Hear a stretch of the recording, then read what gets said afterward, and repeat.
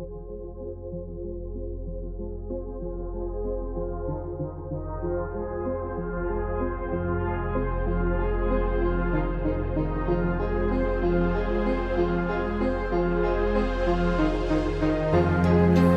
my god, I'm recording 2 of these in 1 week? What's this? Oh jeez. So yeah, this is episode 3 of the audio log. It's 6:34 in the morning. Yeah. I woke up, had breakfast. Breakfast was a waffle and some grapes, and that's it. Then Dad called, and I had to help him do some stuff with Word. And that's it. That is it. So yeah, as I record this, the second audio log should be going out today. So that's fun. That is fun. What's happened since the second audio log? Well, went to the doctor's. I weigh 108 now, according to her last we checked. So I gained a pound. Yeah. We celebrated Grandpa's birthday yesterday. Went to Spaghetti Factory, and some big stuff's going down with Dad, so don't want to talk about it. And I had a horrible discussion with him later on in the day, so I don't want to talk about that either. This whole thing is just to distract me. Yeah, yesterday was a day. It was a journey. I finished War of the Underworld. I'm all caught up on Sword Art now. Oh, it's such a good feeling. Makes me suck though, because that means there's nothing to watch. Actually, that's a lie. I think I'm gonna start now getting rewatching the Record of Grand Crest, because it's on Netflix. I had no freaking idea it is, but it's on Netflix. I'm gonna rewatch that now. Yeah, what else is there? What If? Saw the episode with T'Challa as Star-Lord. That was something. Way far-fetched. Way more far-fetched than the Peggy Carter one. Oh my god. There was some weird shit in the T'Challa one. Dynamite, have my review up. Dynamite was just an alright show. And we're getting excited because as I record this today, it is the day of Rampage, The First Dance, with CM Punk possibly showing up. And I'm going to lose my damn mind if he does. When he does. Oh my god, I can't freaking wait. Boy, here we go. But yeah, just a little heads up on what's happening. So now we come to the main portion of this audio log, which is me pretty much saying my alternate Harry Potter universe, timeline, reality, call it whatever you want. When did this come about? This came about because I'm a nerd, and as a nerd who loves a fandom, you always think of like your own version of it. And that's what I did. And I just sneezed. So yeah, I've thought about this for a while, and this really came about. Like, the idea of this alternate timeline is manifested through me watching other shows and then trying to implement factors of them into Harry Potter. And yeah, we've got this alternate timeline ready. Universe, reality, whatever. Call it whatever you want. So yeah, we're gonna talk about it. And I'm just pretty much gonna say detail what my alternate timeline entails. So, here we go. Alternate timeline changes. Let's start with the big ones, which is what happens after the Potters die. One thing I had changed is Harry's godmother was, I believe, Alice Longbottom in canon Harry Potter. I believe is the case that Alice Longbottom, Neville's mother, was Harry's godmother. I believe that is the case. I'm gonna check that because I don't feel confident. I feel like I hear that everywhere, but now that I'm saying it, I'm like, is it actually the case? Because I feel like that was said. If I'm wrong, I'm wrong, but I feel like that's something that was kind of brought up or said. That might just be like a fandom thing that's kind of widely accepted by us, but isn't actually true. Which happens a lot in fandoms, where there's something that's kind of widely accepted, but doesn't, So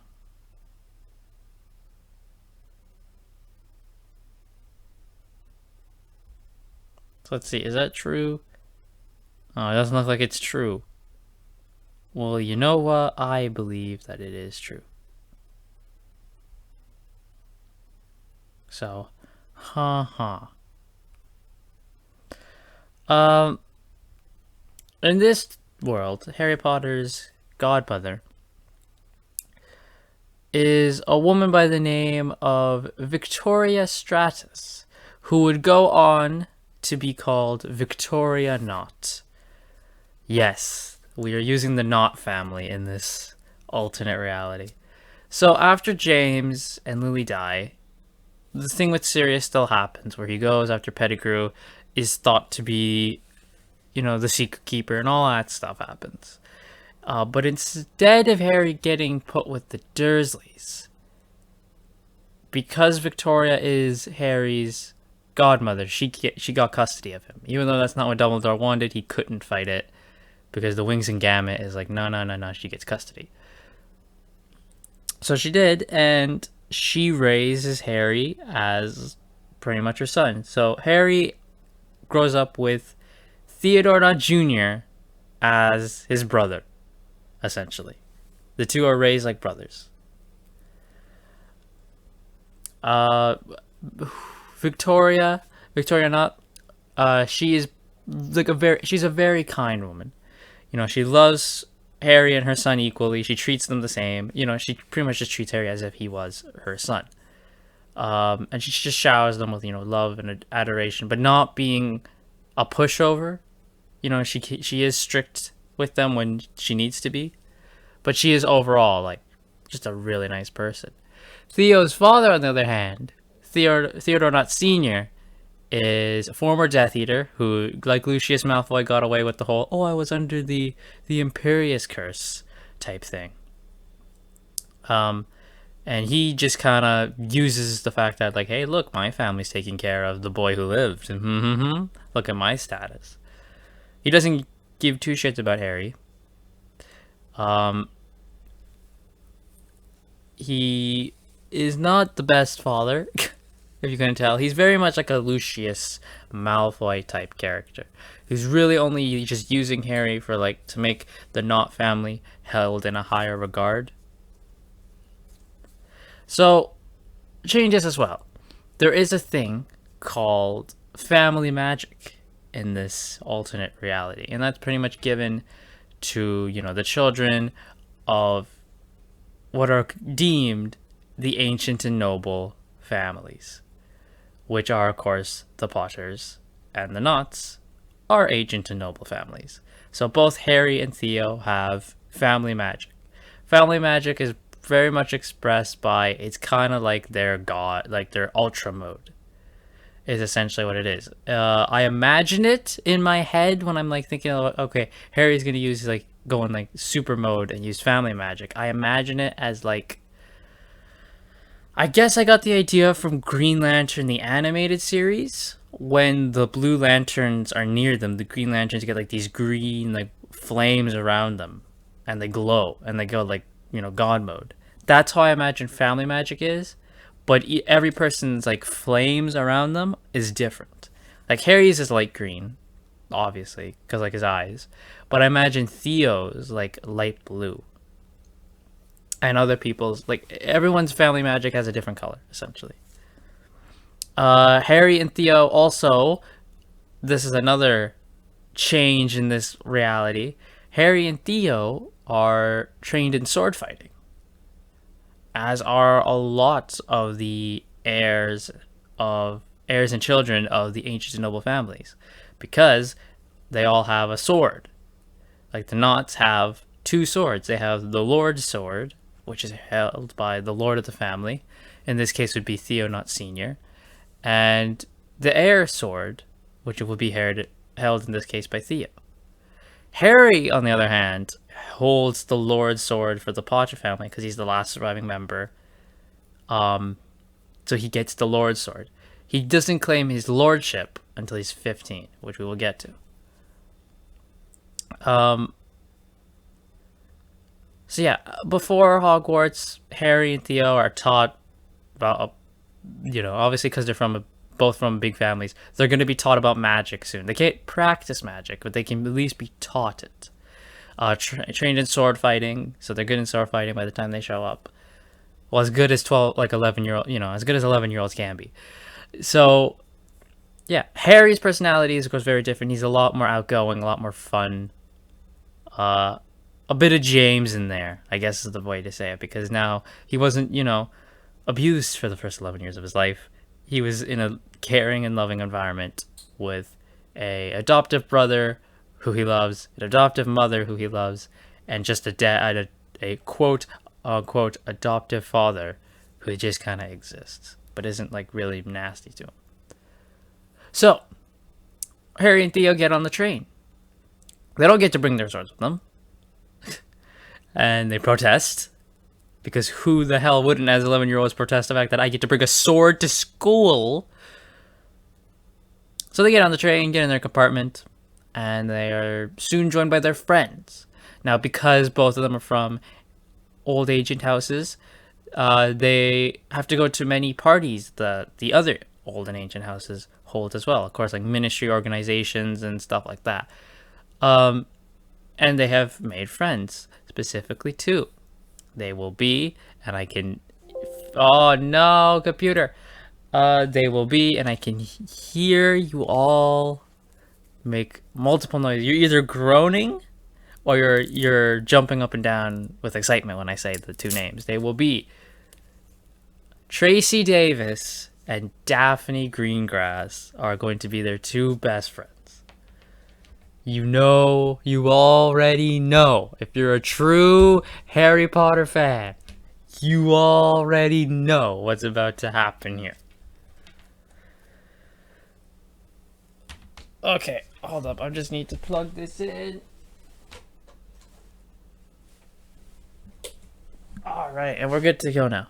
Sorry, the computer was dying on me, and I did not want it to die while I'm doing this.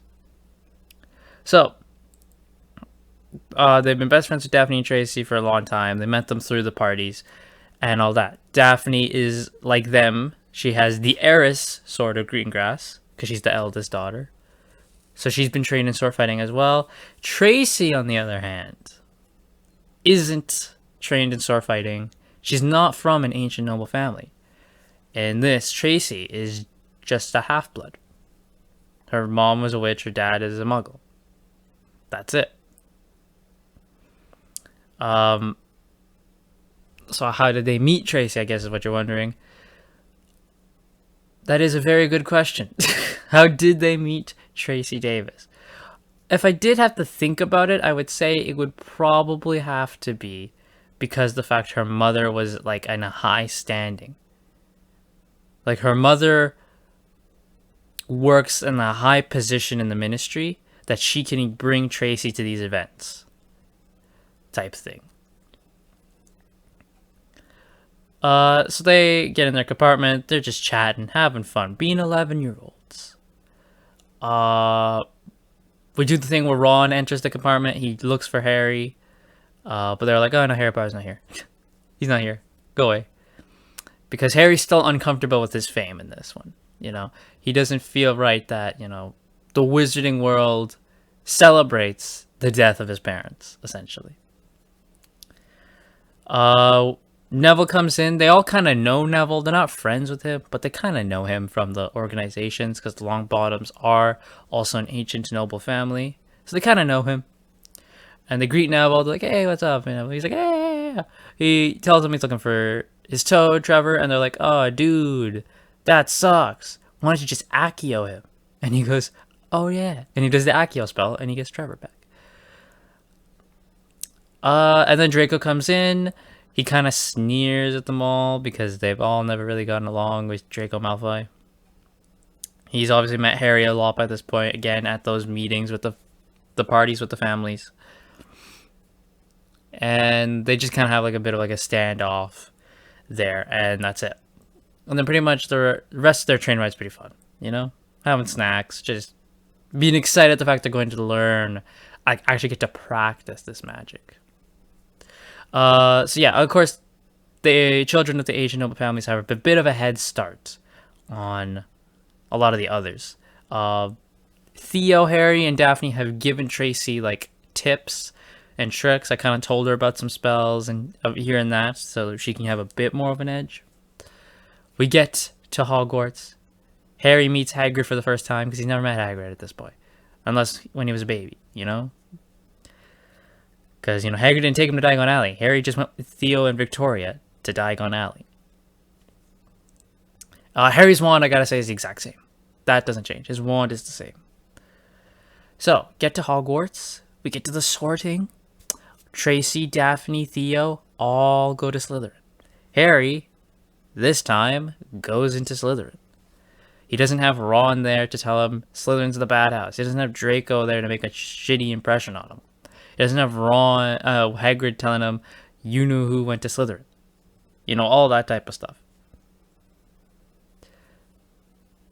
So Harry just goes to Slytherin because, yeah, his parents were in Gryffindor, which he knows of, but Slytherin House isn't, for bad people. As he knows, Daphne's parents, who in this are called Cyrus and Evelyn, both of them were Slytherin, and he's like, oh, well, they're really nice. Victoria went to Ravenclaw, and Theo's father went to Slytherin, I need to say as well. Tracy's mother, I would imagine, went to Ravenclaw. And of course, we know all about the Malfoy family. Lucius and Narcissa went to Slytherin. So they go there. A lot of people are kind of shocked at the fact that Harry Potter is going to Slytherin House. But Harry just kind of confidently just kind of walks, sits down next to Theo. Theo pats him on the back, and they just enjoyed life. The joking, chatting, eating dinner, all that type of stuff. We do the thing where Harry looks at Quirrell / Snape and gets the pain in his scar.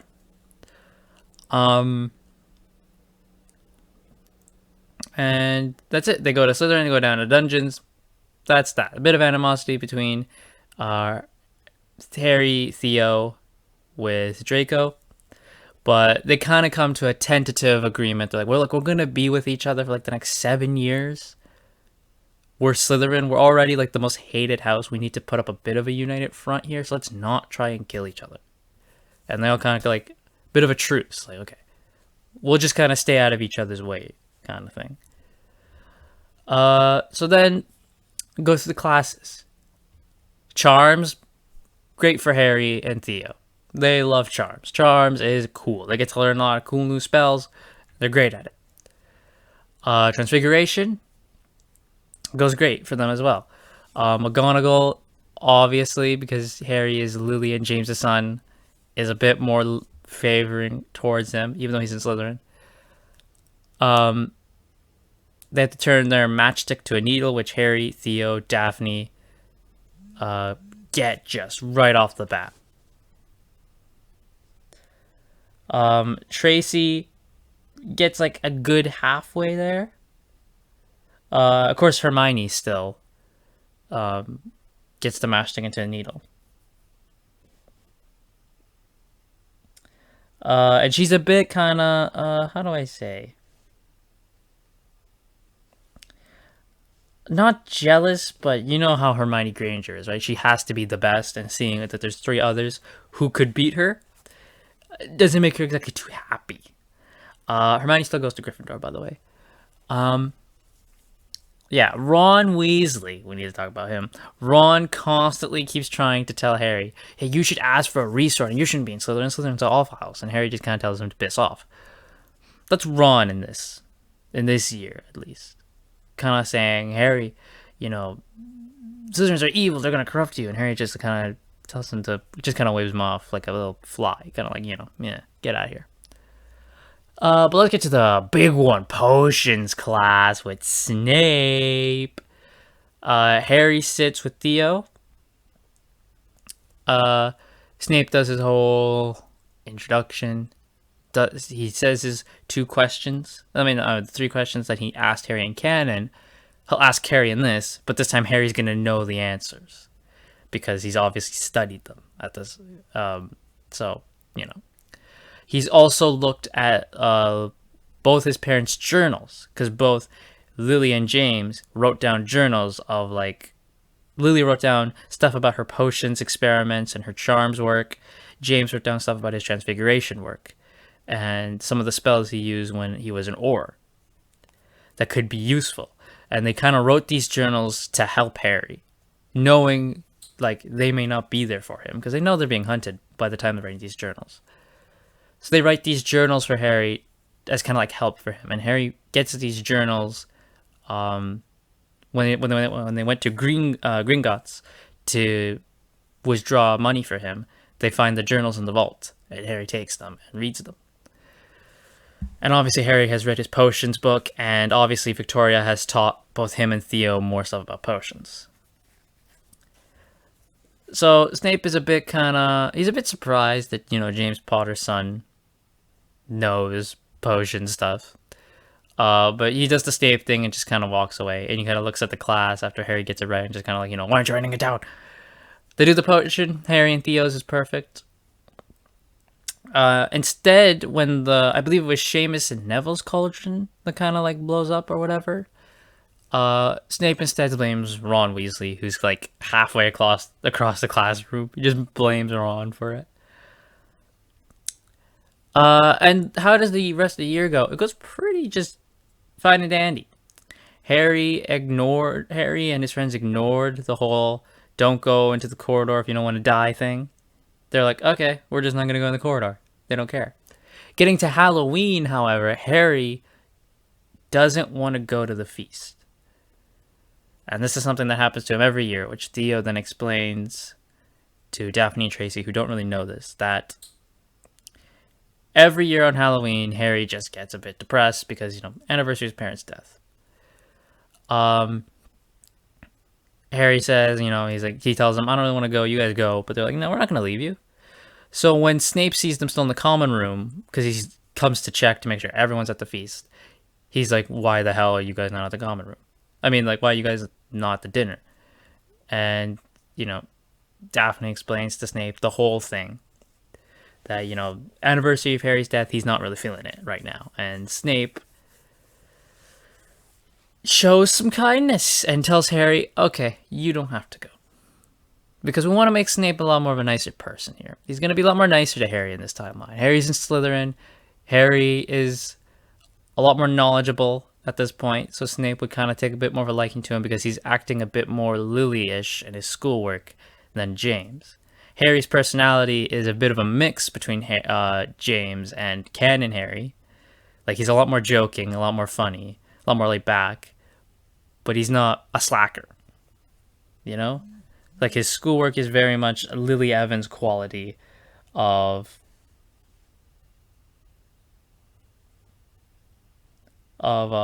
schoolwork is how Harry is.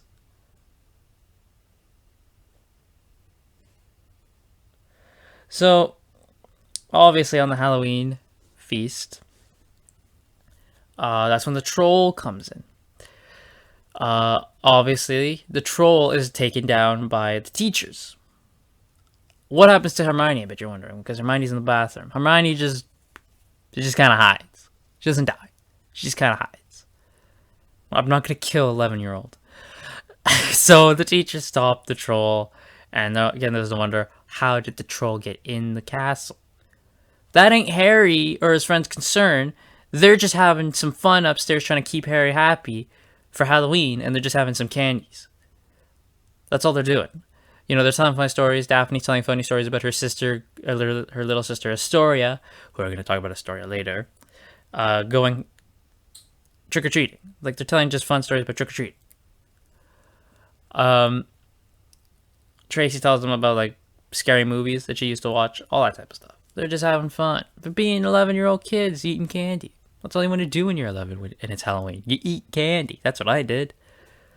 And then we get to winter.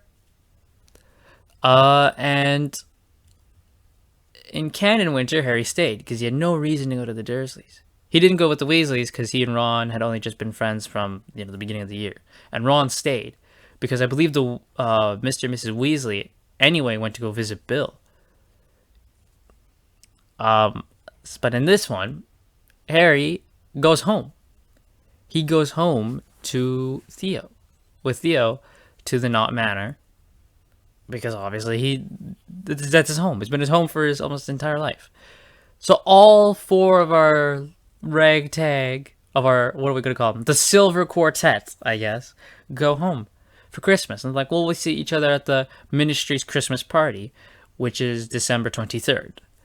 So they all go to the Ministry's Christmas party, have a good time.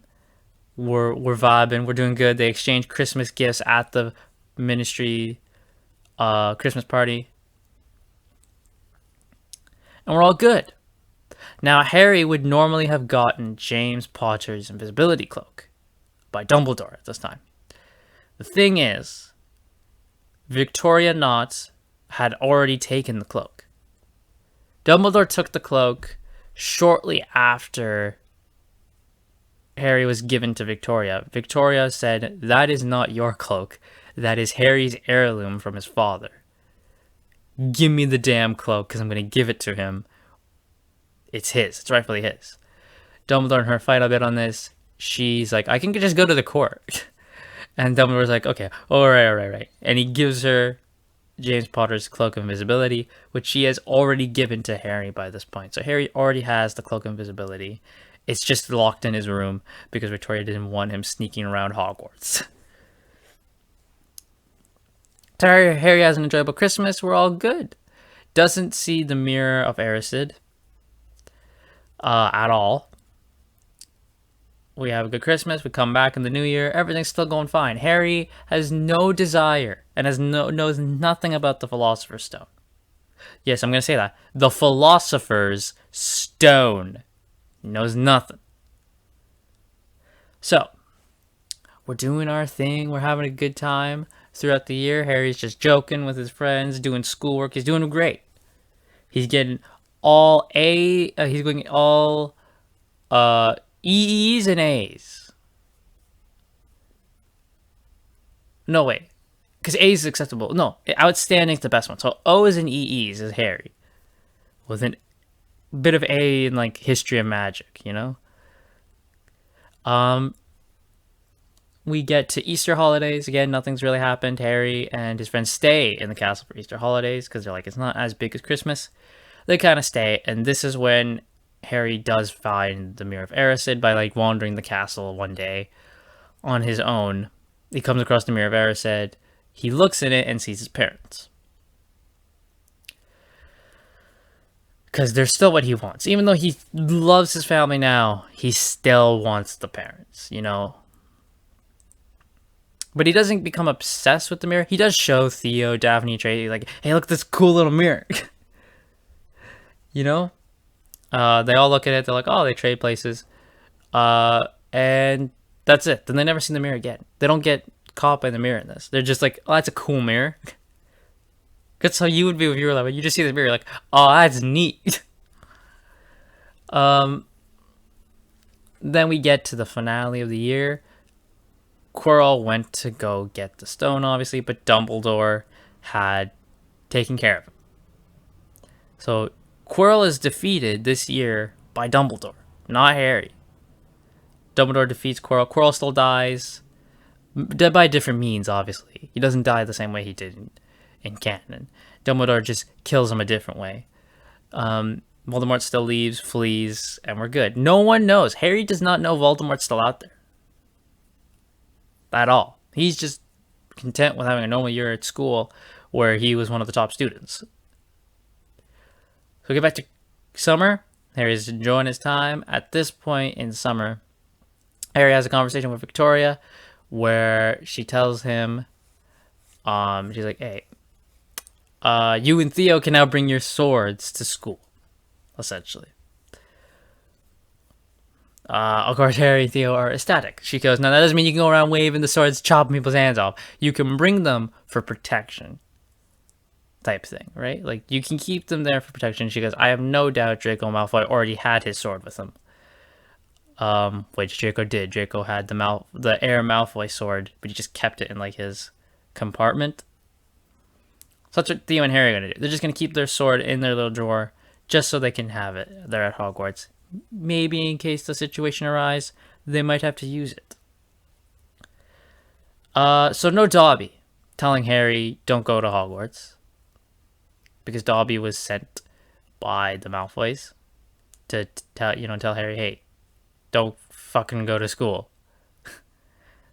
Harry's got no problem with the Malfoys right now, so they don't send Dobby. Go to Diagon Alley. Same thing with Gilderoy Lockhart. He sees Harry Potter, gets Harry in a photo. Harry's just kind of like, get this weird man off me. Be thankful this guy doesn't have a mustache pretending to be freaking Belgian. Sees Draco. Draco doesn't do the whole, oh, I bet you love that type thing. Because Draco's not less of a prick in this. They just see Draco and just kind of like nod, like, like, yeah, you do when you see someone at school, but you're not friends, and they're like, oh, hey, it's you, type thing. They meet the Weasleys. The Weasleys are kind of overbearing on Harry, kind of telling him, hey, you want to hang out with us? And Harry goes, nah, I don't want to. I have my family here. Sees Ginny. Ginny blushes at him like she always does, because, she sees Harry Potter as, like, the big hero. And that's that. We're good. We are good. Harry still has Hedwig, by the way. What is Harry Potter without Hedwig? Theo doesn't have an animal, by the way. If he needs to send letters, he uses the Hogwarts owls, and it's sent back by the Knott family owl. So during summer, they go to Daphne's place for a bit, because Daphne's just having a play date. She's just like, hey, you want to come over? Friendos. And they just have a nice summer. And then we get to Hogwarts again with Lockhart. He's still shit at his job. And Harry and Theo make fun of him the whole year. Again, now we get to the big business with the Chamber of Secrets itself. Basically, a lot of what happened in Chamber of Secrets, I would keep. Maybe not, obviously not the fact that Harry and Ron stole the car and drove to Hogwarts. Harry goes in the train.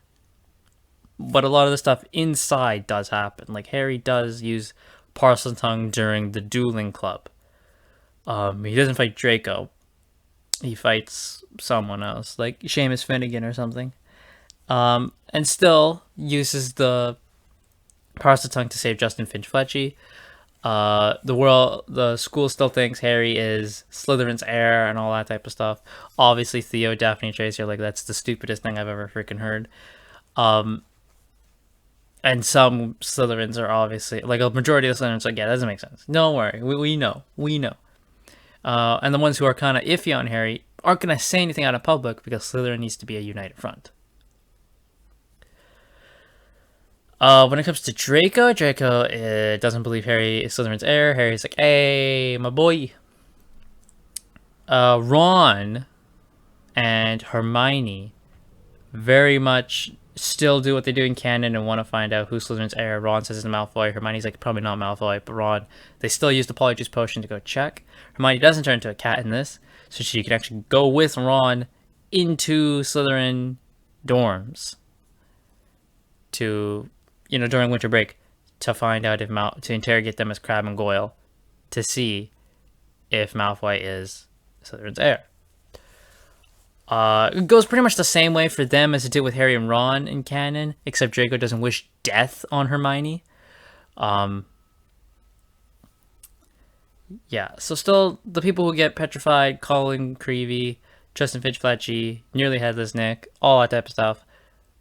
Hermione does get petrified, because she's just trying to find out stuff about basilisks. And then we get to the finale where it's, again, very much the same. Ginny's taken to the chamber. Harry and Theo go to Lockhart, tell them what tell them what they know. They go to the chamber. Everything pretty much happens the exact same, except you substitute Ron for Theo, and Theo's a lot smarter. The Lockhart gets the same fate, essentially. But instead of it being because of a stupid wand, it's because he's a shitty wizard. And he was holding the wand backwards when he went to cast Obliviate. Harry doesn't get the Sword of Gryffindor to defeat the Basilisk. He uses his own sword, the Lord Potter sword, to defeat the Basilisk, and Tom Riddle still gets rid of the Horcrux. All that type of stuff still happens. And he still frees Dobby. Another bit of well, why does he free Dobby if he doesn't know him? He just sees a poor house elf being mistreated by Lucius Malfoy and goes to fix it. Then we get to year 3. Sirius Black is released. Victoria, she never told Harry a lot about Sirius, just that Sirius Black was your parents' friend, essentially. Harry sees Sirius has escaped.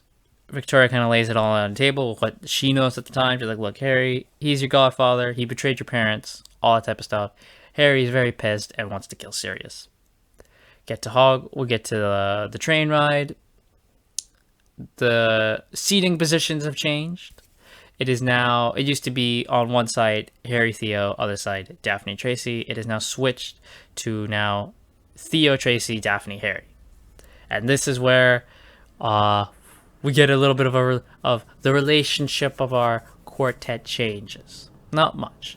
Mainly it's just Daphne's a lot more, how do I say,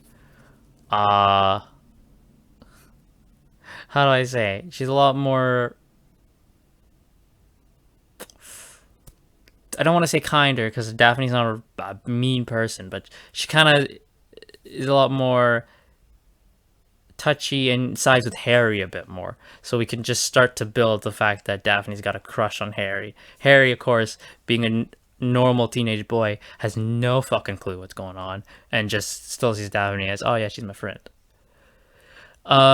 They still get in the same compartment as Lupin. Harry knows the name Remus Lupin because Victoria told him. If you're wondering Victoria's relationship, she and Lily were good friends at Hogwarts. And she kind of knew, obviously, because she had to swear the oath to be the godmother. She's met James, who was okay with this. And, of course, everyone at Hogwarts knew the Marauders, right? Remus, James, Sirius, Peter. So she's told Harry all about that. So Harry, at this point, actually thinks that Peter Pettigrew was a hero. At this point. He thinks Peter Pettigrew is a hero for standing up to Sirius Black and going after the man who sold his parents out. Remus Lupin, Harry just doesn't know him. You know, Remus never came. So Harry's a bit, we'll get to that, but Harry's a bit kind of peeved off. He's like, why don't you come visit me? You know, Victoria, you know, Theodot Sr. works at the ministry. You could have just gone to him and just been like, hey, I want to see Harry. I mean, obviously Theodot, if Remus asked, would have said no. But, you know, Harry doesn't know that. So Dementors still come in, Remus saves them, all that type of stuff. So Harry's still affected by the Dementors. That's mainly because he is scared of Sirius Black coming in and going after him. Because even though he's mad at Sirius and wants to kill him, he's obviously going to be still scared that, to him, this mass murdering freaking psychopath is coming after him. So everything in third year pretty much happens the exact same. Nothing really changes. I would keep pretty much everything the same. How they get the time turner changes, though. It is not because you know, Hermione had all those electives, so she needed a time turner to do all the classes. This is just Daphne's like, yeah, the Greengrass family had a time turner, you know, and she keeps it with her. Harry's relationship with Hagrid isn't too strong. So Buckbeak, I know we love Buckbeak. They save Buckbeak. Because of what this year is when Harry kind of starts to know Hagrid, I guess. because Hagrid becomes Care of Magical Creatures professor. So during the Buckbeak lesson, it pretty much happens the exact way, and they kind of see Hagrid, as the year goes on, they kind of just see Hagrid as this lovable kind of giant, and like a professor they like. So that's why they go and say Buckbeak. Also because he's Buckbeak, and who doesn't love Buckbeak? So yeah, year 3 happens pretty much exactly the same. No really canon deviations. Maybe also the fact that Harry actually doesn't take divination class. He instead takes ancient ruins because he knows they're going to be important later on. And he takes ancient ruins with Theo and Daphne. Tracy didn't because she thought it'd be too hard, so she took divination. And she's telling them all the stupid shit that Trelawney's saying. So we get into year 4. We go to the World Cup, the Quidditch World Cup. Daphne is still being very obvious to Harry about her affections, and Harry is still kind of just freaking not noticing this at all. This is also the year Harry gets the long hair, as in the movies, which is how I see this. Which is Harry had short hair at the end of year 3, and throughout the summer, his hair just freaking, like, went times 10 speed. It just freaking grew out. Keep that. That fucking rules. Yeah, keep the Quidditch World Cup pretty much exactly the same. You know, the Knott family have a tent, the Greengrass family have a tent. Tracy's there with the Greengrass family, with Astoria and all that. Astoria has started Hogwarts by this point. The 3rd year was her first year.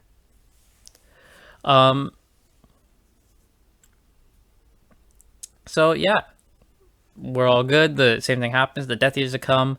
Harry and his friends get separated. 5 of them. It's Harry, Theo, Astoria, Daphne, Tracy. They all get separated from the adults. Theo Knott Sr. is, of course, part of the Death Eater thing that they were doing, you know, the march.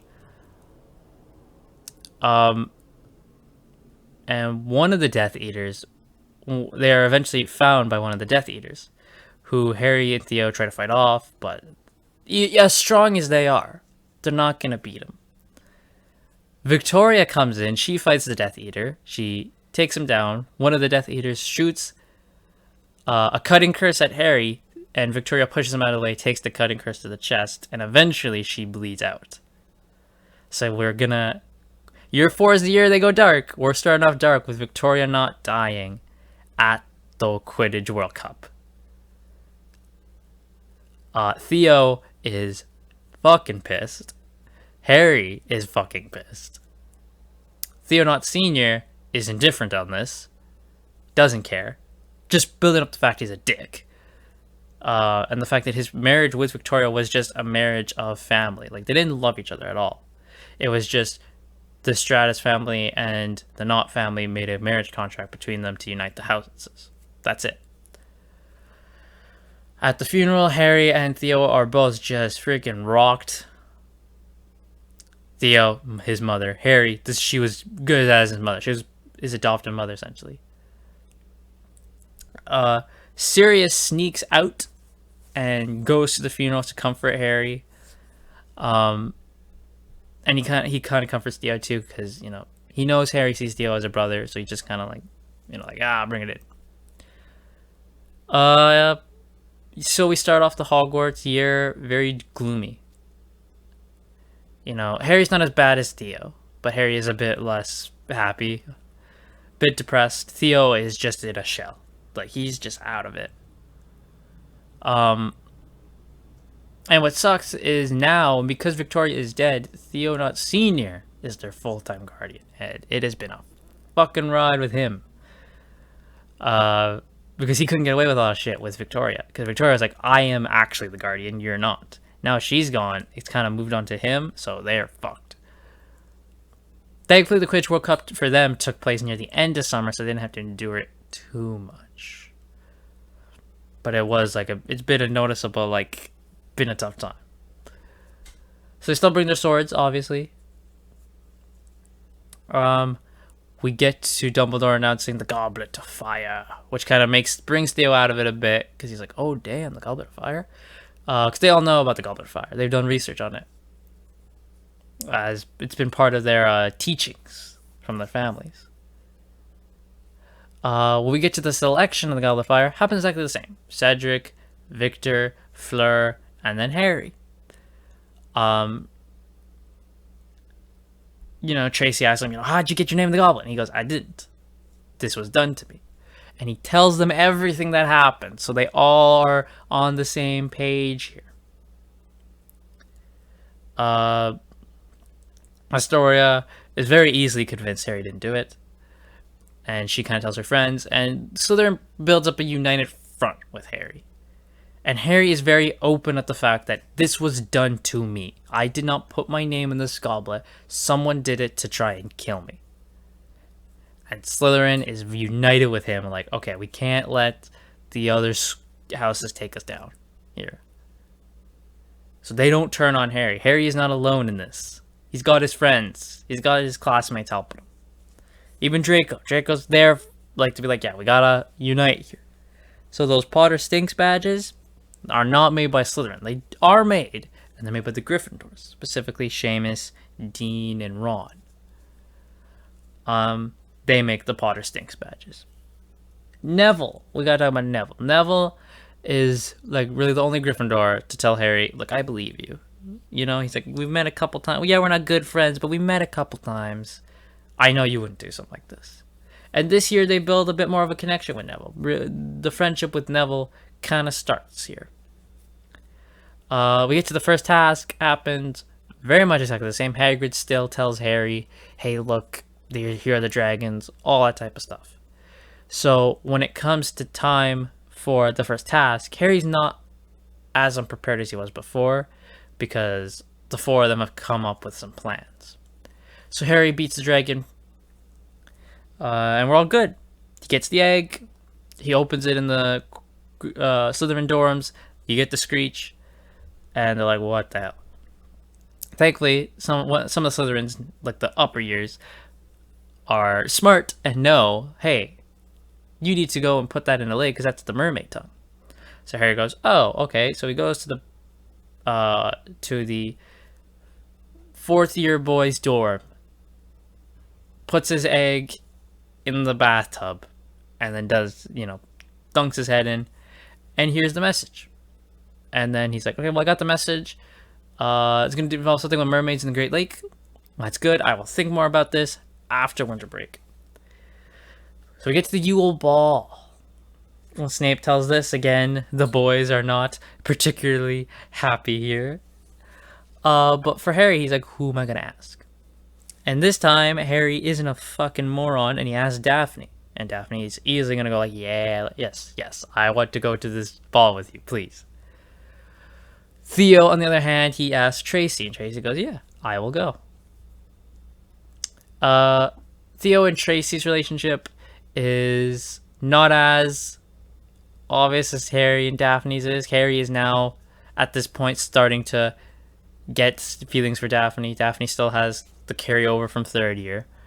Theo and Tracy are starting now to build their relationship. They're going really to the Yule Ball mainly as friends, but we're going to start their relationship here. So, get to the Yule Ball.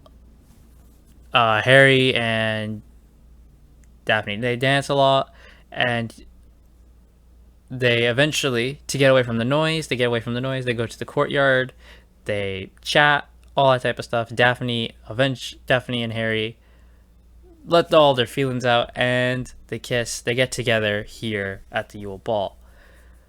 And Tracy and Theo exchange coins, and Tracy's mad because she owes Theo 30 galleons because he bet that they would get together by the Yule Ball, and she said no, 5th year. Which Harry and Daphne are too happy with the fact that they bet on them. So then, get to the second task. Harry eventually realizes, okay, they're going to take something from me. What is it? They eventually come to the conclusion that it's going to be probably the people from the Yule Ball. The Yule Ball was actually part of the tournament to figure out who they're taking. So Harry is like, oh damn, it's either Theo or Daphne's going,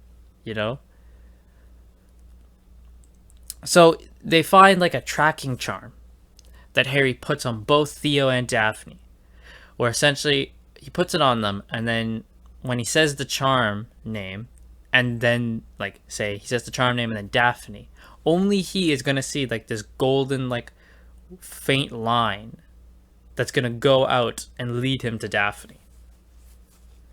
If he says it to Theo, same thing happens. This golden faint line will lead him to Theo.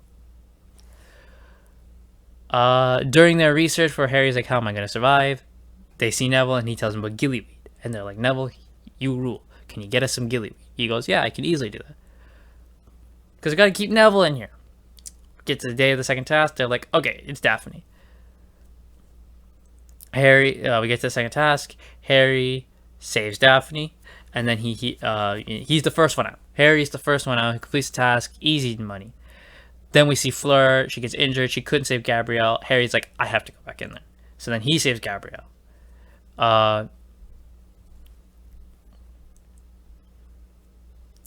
Then he is very mad. All the champions are very mad at this task. Like, you took the person we cared about the most and put them in the bottom of a fucking lake. Fleur especially, very mad here. Not exactly too happy. This is also, I believe, where we find Mr. Barty Crouch Sr. is dead. So that ain't good. We get to Easter holidays. Nothing big. Nothing happens.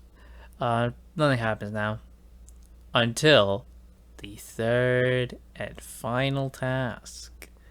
Oh, I should say, Harry and Theo and Tracy are all on the Slytherin Quidditch team. And they're all very sad when the Quidditch pitch is turned into the maze. Daphne is not a Quidditch fan. She just goes to the games because of her friends. So, their task happens exactly the same. Voldemort returns, all that stuff. Cedric still dies. Everyone thinks, well, the Prophet and the Ministry are still now going to do the smear campaign against Harry. Obviously, if Victoria was alive, she probably would have put a stop to that. But because she's not, and Theo Not Sr. was one of the Death Eaters at the courtyard. Like, Harry heard Voldemort, when he was taking off the mask, say not. And he's like, no fucking way. And he tells Theo this, and Theo's like, yeah, well, I mean, I kind of knew.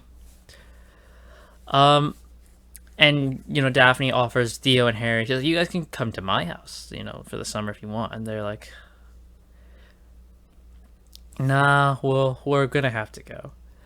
Thankfully for Harry, he's 15. And 15 in this world is when you can gain your lordship. So Harry, after getting off the train for 4th year... Oh, I should have mentioned, the prize money, like the 1,000 galleons, he doesn't give it to Fred and George. Even though he's not on bad terms with Fred and George. He just sees them as like the fun pranksters. He gives the money to the Diggories. Like he tried to do in canon, but they said no. In this one, he gives it to them. And just like, no, you need this. This is all the least I can do after your son died. So the Diggories get the 1,000 galleons. After getting off the train, he goes straight to Gringotts, claims his lordship, becomes Lord Potter. He can now access Potter Manor, which is where he stays. And he invites Theo to pretty much be like, just come and stay here with me for pretty much the whole day. Obviously, Theo Not Sr. isn't going to let Theo stay there for the whole summer. So Theo has to go home. Theo pretty much goes home just to sleep. He goes home to sleep, and then he wakes up in the morning and just comes right to Potter Manor. During the summer, Harry obviously invites Daphne in because she's his girlfriend. During the summer, Tracy and Theo get a lot closer. We're good there. And then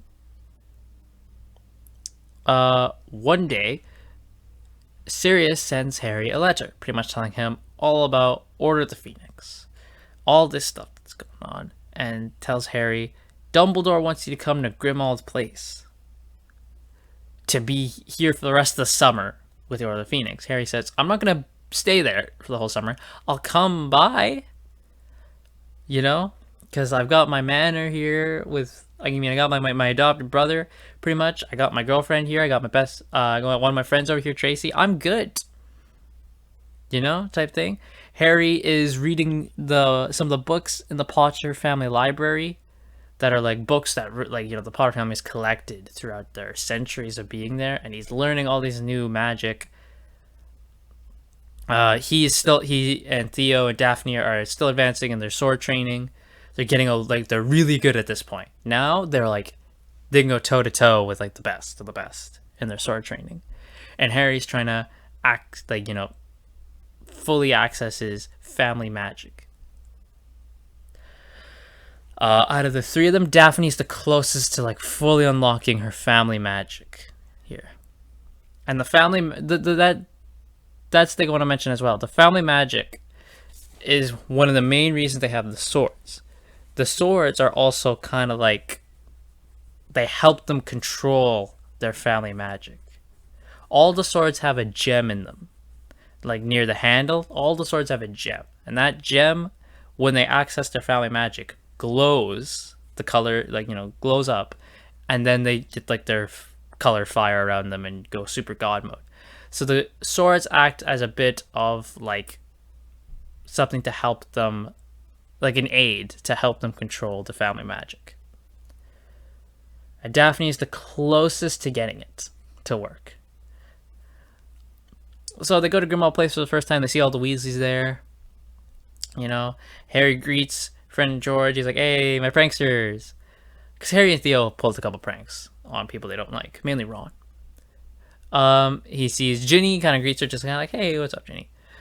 Type thing. She still has a bit of a crush on Harry, even though he's with Daphne. She's holding out hope that they'll break up. He sees Bill Weasley, meets him for the first time. He's like, "Hey, cool to meet you, man." He greets Remus. "Hey, what's up, Remus?" He sees Tonks for the first time. We have a fun little exchange with Sirius, Tonks, and Harry. And then we get to the order meeting, which is still using the Weasleys ear, like Fred and George's little ear thing. They listen in and be like, "Oh, what's going on in here?" Dumbledore tells Harry. Now here's the thing. There is no Dementor debacle in this summer because the Dementors can't find Harry because when he's in Potter Manor, he's undetected. That's the thing about these ancient and noble houses. When they're in their home, they can't be found. Like, you can't just teleport, if someone wants to find Draco Malfoy, they can't just apparate to Malfoy Manor. It's like it's under a charm. You can't find it unless you're invited in by someone living in the house. So when Umbridge sends the Dementors to find Harry Potter, they aren't gonna find him. He's in Potter Manor. So there is no Dementor debacle. Dumbledore wants to start Harry's occlumency training early. Harry's like, "I've already had a bit dabbled in it here and there." Dumbledore is like, "Well, Snape's going to teach you," type thing. And Harry goes, "Why do you want me to learn this occlumency, Mr. Dumbledore, sir?" Because Harry and Dumbledore don't have the relationship that they had in normal. Dumbledore to Harry is just the headmaster. He's like, "Why do you want me to learn occlumency? Is there something you want to tell me?" And Dumbledore's, being very, no, but you just need to do this. And Harry's like, "Well, tell me why I need to do this. Because unless you tell me why, I ain't fucking doing it." And that's pretty much the rest of their summer. They show up in Grimmauld Place every now and then to kind of keep in contact with, so Harry can keep in contact with Sirius. He builds a bit more of a friendship with the Weasley twins. Yeah. Ron, very much not happy at having 4 Slytherins in, where they're staying. And Harry's like, "Hey, buddy, this is my godfather's house."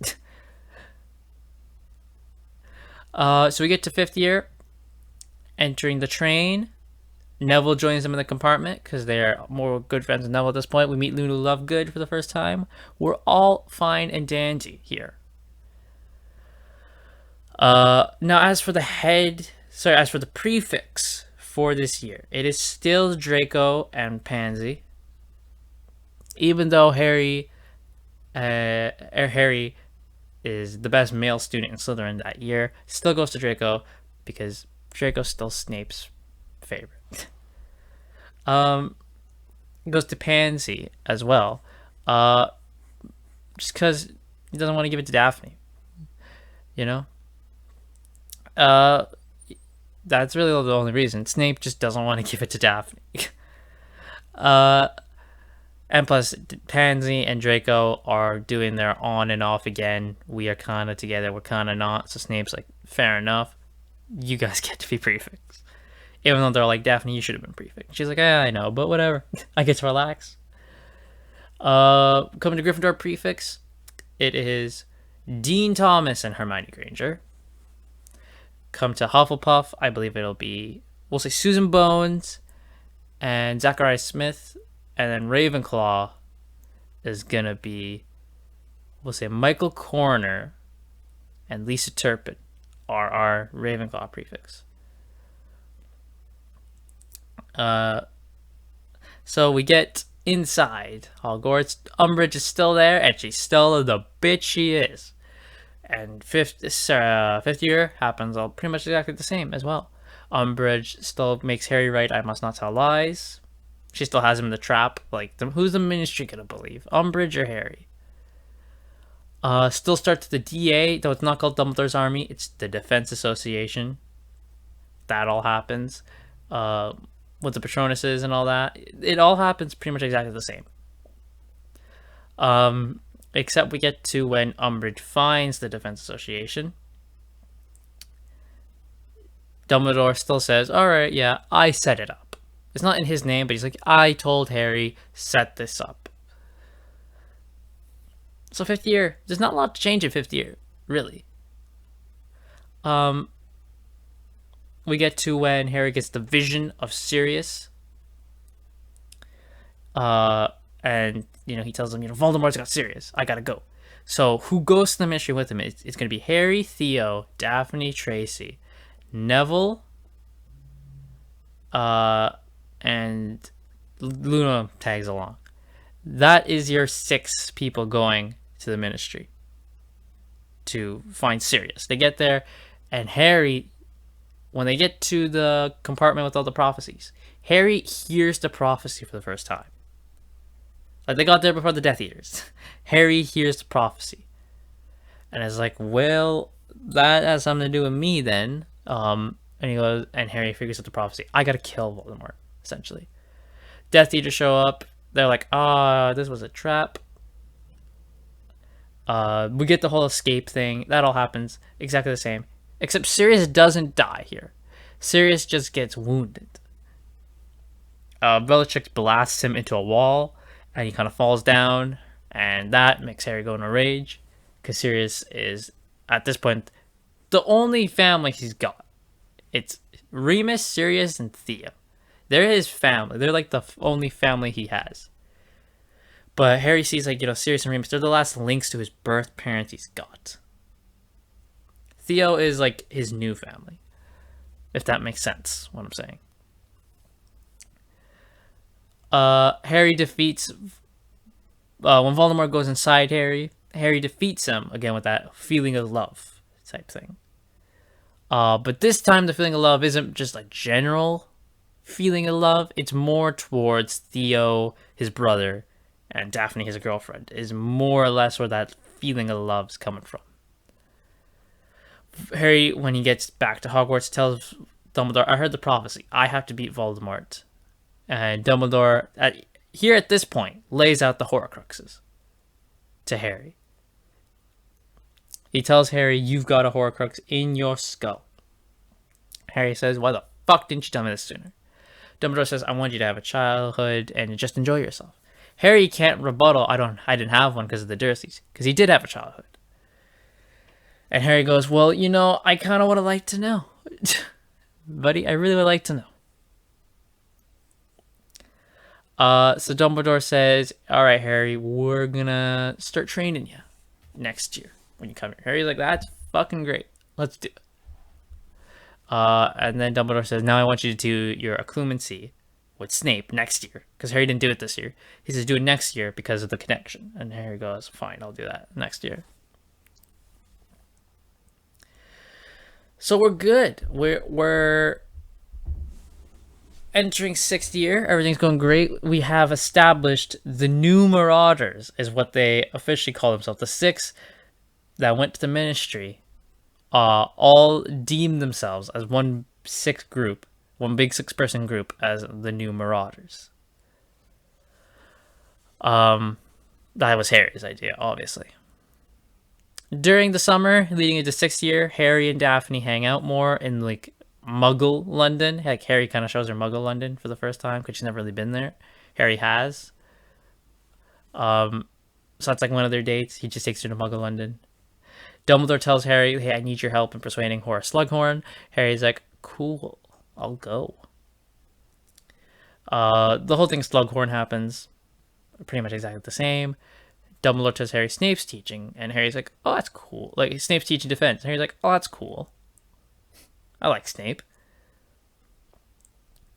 We get to the start of sixth year, with Draco is been marked by this point, but Harry isn't super suspicious of him. They all notice the change in Draco, that he's not as pompous as he usually is, and he's a lot more, quiet. But they're like, maybe it has to do with the fact that his father was arrested.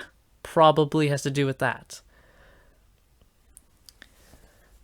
So sixth year happens. We don't get the Half-Blood Prince book in this year. Where Harry learns Sectum Sempra from Snape himself during their Clumacy lessons, where Harry asks Snape, "Hey, look, you're the defense teacher. You know a lot of good curses. Could you help me out here? Give me one." And Snape says, "All right, here's Sectum Sempra." And Harry sees it and goes, "Ooh, me likey. I'm gonna use this on the Death Eaters." Sixth year is a lot more of a subdued. It's like a lot of the stuff still happens, but it's not as intense as it was in sixth year. When it goes to the Slughorn Christmas party, Harry goes with Daphne. When they see Snape take Draco away, they both go and hear everything. And they're like, "Oh shit, Draco's marked. This sucks." Draco still tries to poison Dumbledore. Like, his failed attempts with, what's her name? That girl dying? That girl died. I don't remember her name, but she was like, she got possessed by the locket, and tried to take it to Dumbledore. At Hogsmeade. I don't remember her name. But she dies from that. Dark magic. Harry does do the whole confrontation with Draco. He confronts him about the mark. They don't fight. Harry just confronts him about it in the washroom and just goes, "You're the one who tried to poison Horace Slughorn. You're the one who sent the locket. You're trying to kill Dumbledore and you're marked." And Draco tells him, "If I don't do this, he's going to kill my mother. And then he's going to kill me." Harry understands the importance of family and goes, "Okay." So he doesn't turn Draco in. He tells Draco, like, "I get why you're doing what you're doing, but you gotta stop. Because you've killed an innocent girl. You've almost killed our potions professor." He goes like, "Draco, you just gotta stop." And then he kind of leaves. But Draco stops his attempts to kill Dumbledore, and instead just focuses fully on the cabinet, the Vanishing Cabinet. Dumbledore, at this point, the Horcruxes destroyed is the diary.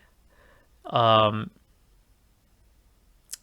Ravenclaw's, what is it called? Her diadem? Is that what it's called? Like the tiara. Harry finds it in the room of requirement because he's just like thinking about the Horcruxes, and it shows up, and he's like, "Oh shit!" So he's destroyed Ravenclaw's, whatever it's called, diadem, or whatever the hell that's destroyed. Dumbledore destroyed Slytherin's ring after putting it on still, so that's dead. The locket is destroyed because Harry found it when he was snooping around Grimmauld Place with Daphne. They found the locket, and it has been destroyed. So a lot more Horcruxes destroyed at this point than canon. There's still Hufflepuff's Cup, Nagini to deal with. Harry himself are also need to be destroyed as well.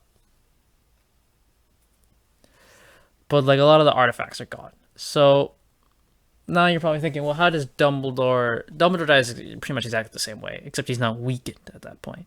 He knows Draco's coming to kill him that night. But Harry's not there for it. He just goes to the astronomy tower and just kind of looks out, knowing Draco's coming. And he does. Dumbledore dies exact same way. He leaves Harry the list of the Horcruxes, which is Hufflepuff's cup, Nagini, you.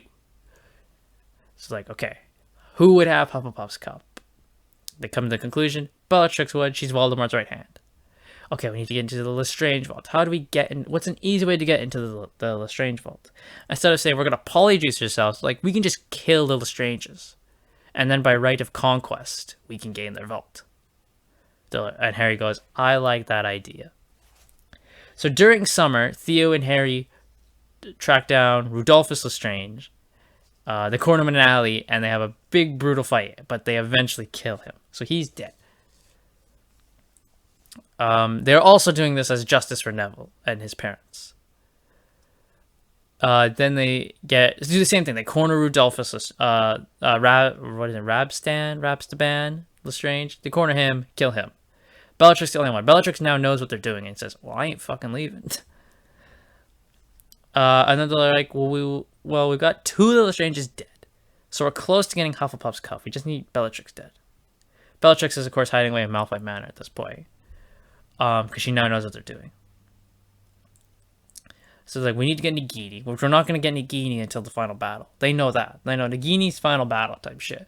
Hufflepuff's cup we can try and get now. Bellatrix, she can't stay away for too long though, because you know she loves to murder. So when the Death Eaters put an attack on the Bones family, Amelia Bones is part of the Order.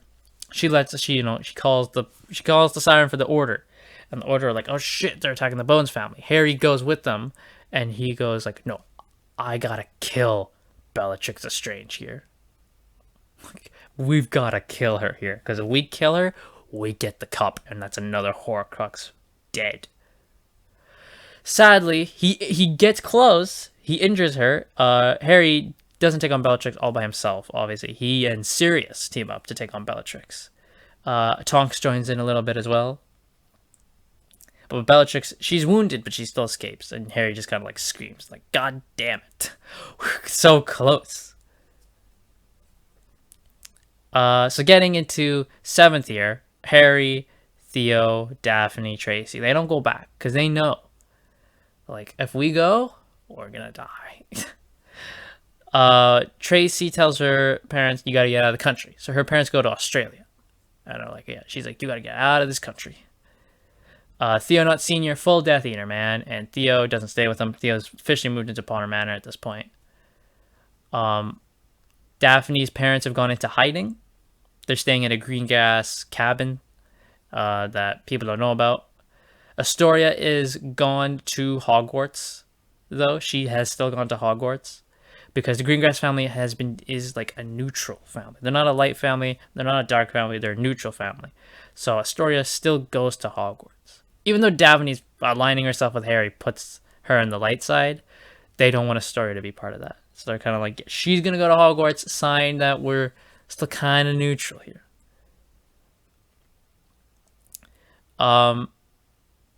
So they're like, well, we still got to kill Bellatrix. We got to get the fucking Nagini snake. And then Harry is like, well, we got to figure out, how do we get this Horcrux out of me so I don't die? Type thing. They go to Gringotts.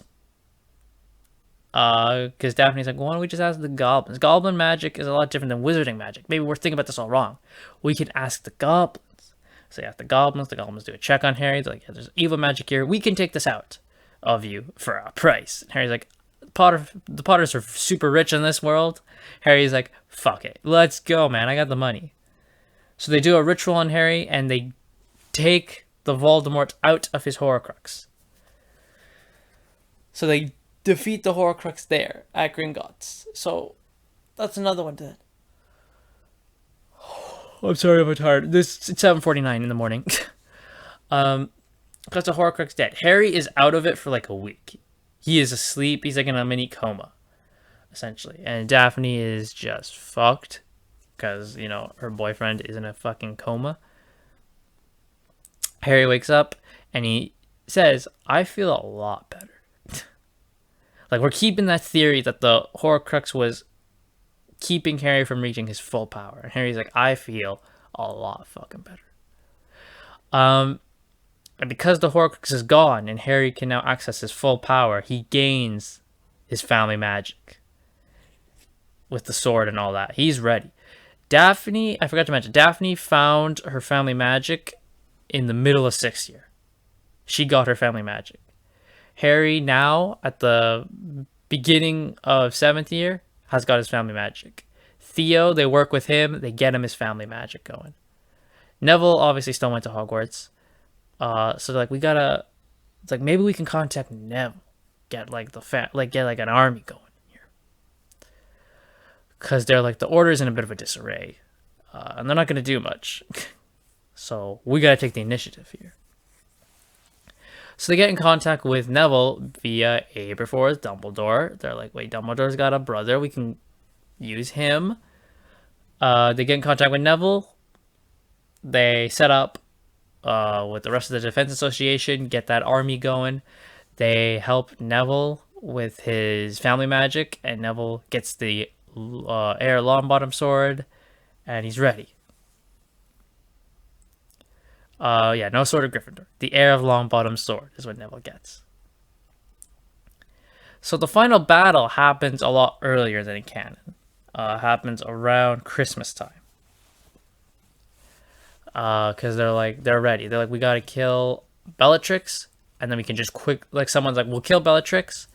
Quickly book the person who killed Bellatrix. You book it to fucking Gringotts. You get the cup. You kill it. And we're gonna go. And but you're wondering, how are they gonna kill the cup? In canon, it's the basilisk venom they use.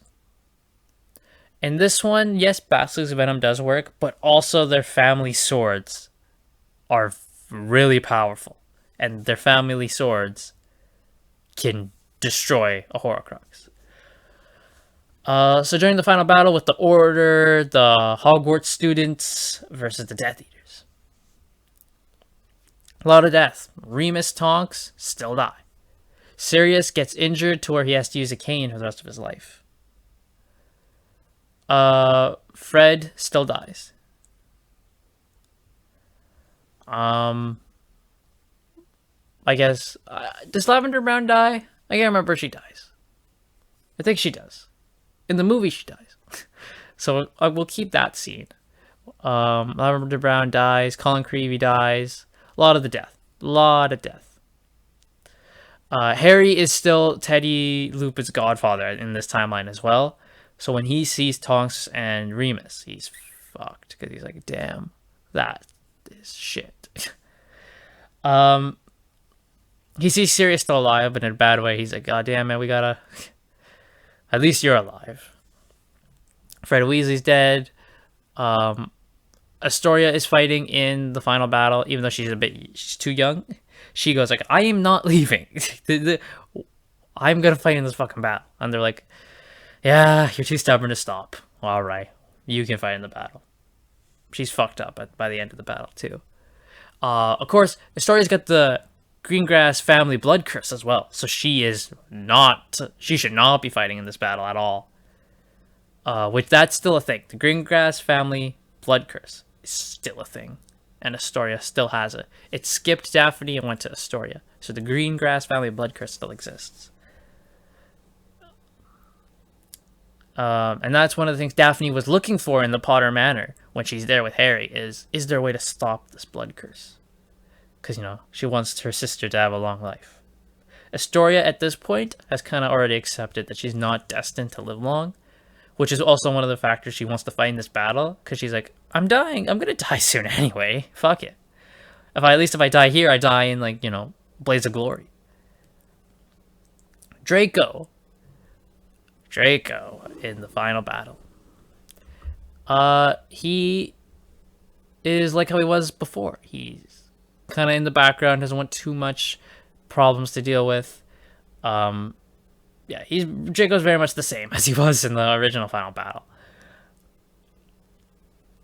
Except there is a new thing to add. As Draco is wandering on his own, no crab, no Goyle, he sees two Death Eaters, and they have cornered a girl. That girl being Astoria. She fell valiantly, but numbers came. And Draco sees what the Death Eaters are about to do to her. They're about to do some nasty adult things to Astoria before probably then killing her. Draco, even though he is a bit of a coward here, he's like, I can't just let this happen. So he stupefies one of them. The other Death Eater turns and is like, oh, you freaking traitor. This allows Astoria to grab her wand. She takes out the other guy, and, she tells Draco, thank you for saving me. Draco's just like, yeah, I couldn't let it happen. Then we get to who kills Bellatrix. Bellatrix is killed by Neville fucking Longbottom. Neville gets revenge. He stabs her through the chest with his sword. He says, this is for my parents, you bitch. Kills her. She is dead. Bellatrix is dead. They tell Neville, good, fucking go to Gringotts and break that fucking the fucking cup. Neville does so. He goes to Gringotts, says, hey, I killed Bellatrix Lestrange. She's the last Lestrange dead. I'm getting that vault via conquest. He goes, I want the cup. They give him the cup. He breaks the cup. Another Horcrux dead. All that's left is Nagini. Who kills Nagini? And this one is going to be Theo. Theo's going to use the Knot family sword to kill Nagini.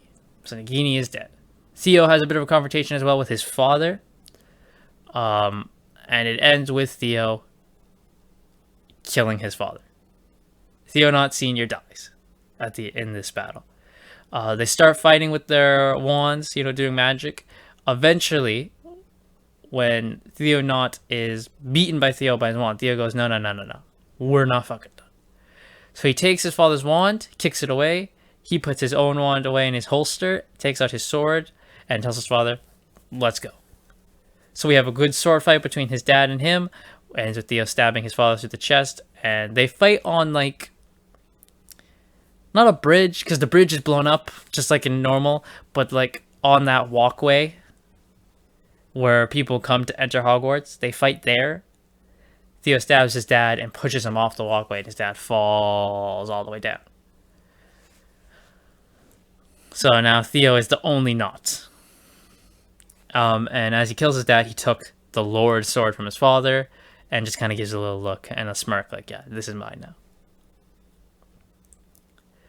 now. Then we get to Voldemort. Oh, Snape as well. Snape still dies the same way he did. Except Harry knew that Snape did what he did by Dumbledore's orders. Snape still kills Dumbledore, but Harry knows it was Dumbledore's orders. Snape wasn't a traitor. He's just doing what he needs to do. He's still sad Snape dies. Snape still gives him the memories. This time, though, Snape isn't saving Harry just for Lily. Snape actually kind of likes Harry at this point. Alright? Because Harry's not as he was in canon. So we get to the big thing with Voldemort. Oh boy. Voldemort and Harry have their cool duel in the middle of the courtyard. Harry is alternating between using magic and his sword. He's using his family magic, going crazy, right? And eventually, he cuts Voldemort's wand hand off, and then stabs him through the chest. Voldemort is kneeling down before him. He looks at him and goes, "This is for my parents," and cuts Voldemort's head off with the sword. And that's it. Just to make sure Voldemort doesn't come back, he then burns the body, and that's it. They win. We win, guys. Woo! We are all good and dandy. And then, what happens next? So kind of like our epilogue. Well, Tracy and Theo got married. Theo is Lord Knot. He runs the Knot family now and their operations. The Knot family mainly operated in, artifacts, like borderline dark artifacts, and with the Knott family kind of dealt in, Theo kind of changes that, makes it a bit more of everything, just normal wizarding artifacts type thing now. It's a lot more cleaner is the operations of the Knott family under Theo. Neville still marries Hannah Abbott. Neville's canon, like, you know, becomes herbology professor, head of Gryffindor, marries Hannah Abbott. He's good. Harry and Daphne get married almost immediately after school ends. They travel the world for a bit because they just want to explore. They just want to get out of England. It's like, I want to just explore and enjoy life. So, you know, they go to Italy, Paris, America, just enjoy it. And then they get married when they come back from their trip. And what do they do? Daphne becomes, she's still the heiress of the Greengrass family, so she still is taught the operations by her father. And she also becomes a potion mistress on the side because she was very good at potions. She was the best at potions, so she deals with potions. Harry becomes an Auror for a bit before eventually quitting that and just fully being the Lord of Potter. You know, the Lord of the Potter family. Where they got rich. They don't even have to work. They're rich beyond belief. And then we have the epilogue type scene, right? Throughout the years, Harry and Daphne have taken care of Teddy as best as they can. Of course, Andromeda, Tonks is still alive. So Teddy has his grandma, who he mainly lives with her. But Harry comes over to be the godfather and, you know, visit him a lot. Harry tries to be the godfather that Sirius couldn't be, essentially. When we get to the epilogue scene, Tracy and Theo have a son, who they call Thaddeus. He is the Thaddeus Knott. Daphne and Harry have 2 children, a son, James Sirius Potter, and a daughter, who is Lily Ophelia Evans. No, sorry, not Lily Ophelia Evans, Lily Ophelia Potter, obviously. Draco married Astoria, like in canon. This time she has a blonde streak in her hair that is due to her blood curse. Like, that's the blood curse taking effect over her. So Scorpius Malfoy in this timeline is Harry's nephew. And Harry and Draco, over the years, have now become friends fully. Like, they're fully just friends at this point. And what happens now? Because, of course, as we all know, what happens is supposed to be the cursed child. We'll get into the cursed child, I think, on another day. I think another day is the cursed child. But that's it. That is the main bulk of this alternate Harry Potter timeline I have cultivated. It's a lot. Doesn't make a whole lot of sense in places, but to me, it is just, I don't know. It's a fun little thing I like to think about every now and then. It is a thing I think of when I am very stressed about stuff, or I just need to take my mind off something. I think of building this alternate Harry Potter timeline and the stuff in it. But anyway, that's it. Let me know what you guys thought in the comments down below. Hopefully you liked what I had to say. Don't forget to like, comment, share, subscribe, all that good stuff. And I will see you guys on the next audio log, where I hope we won't talk so much that my voice is killing me now. And we'll go back to normal, with just me rambling. This is just like a little special. But yeah, see y'all next time.